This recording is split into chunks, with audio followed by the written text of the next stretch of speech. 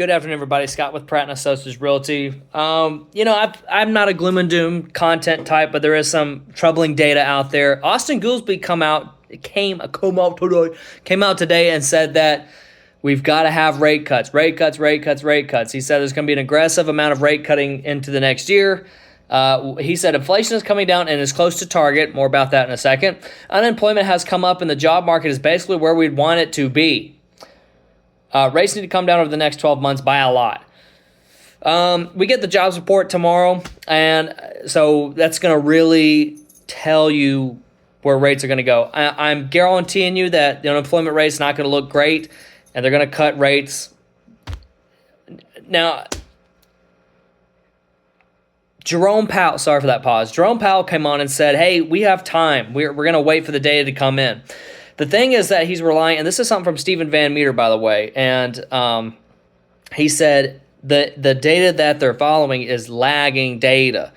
And as much as Powell wants to wait on cuts, the 2-year Treasury yield kind of dictates, the bond market kind of dictates where that thing's going to go. So as I've said in the past before, guys, keep your eye on that Treasury yield, the 2-year Treasury yield. Keep your eye on it. He said, inflation is coming down as close to target. Goolsby said this. Now, if you remember, the uneducated economists have said in the past before, they use their words to guide the markets. They have created a situation for the majority of the year. We have inflation expectations running hot.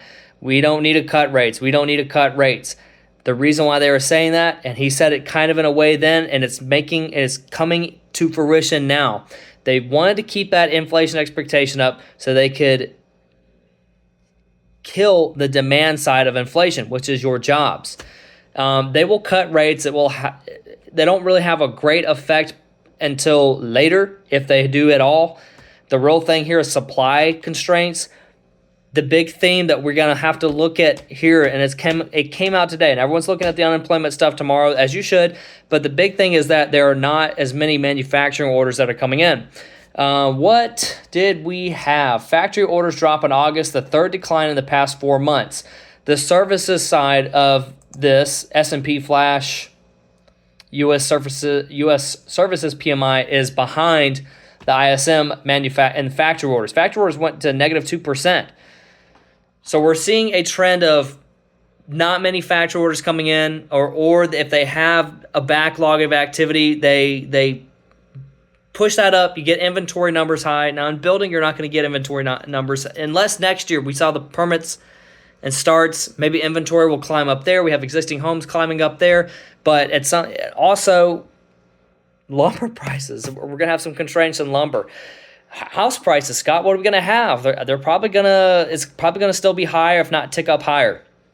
So where am I getting at with all of this is that we are going to see probably, I saw a video from Mike Zuber, love his content. He said, I think it'll go down as low as 5.75%, between 5.75 and 6.2, possibly.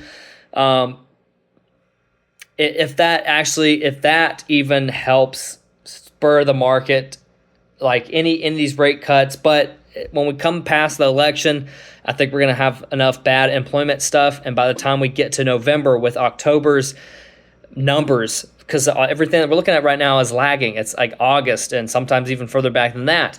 Once we get to November, the situation will be clear and the Fed will cut and cut and cut and cut. It won't really do much. In fact, it's all going to just inflate everything. Now, Larry Fink says that this is all very inflationary type of thing, and all these policies that we have out there are just inflationary, and that he sees no big threats out there. I think a lot of people are confused, but word on the street, we have to listen to the consumer sometime, is that the consumer is saying something's wrong. We're not buying this stuff anymore. We're not going out and doing anything like we were anymore. And they're starting to pull their money back. If you feel the same way, and if you actually watch to the end of this video, if you feel the same way, like you're pulling back, comment in the video below and tell me what you think is really happening out there. I think unemployment will tick up. They're going to cut. It's going to cause some inflationary scenarios in the next year. Basically, what you're having is stagflation.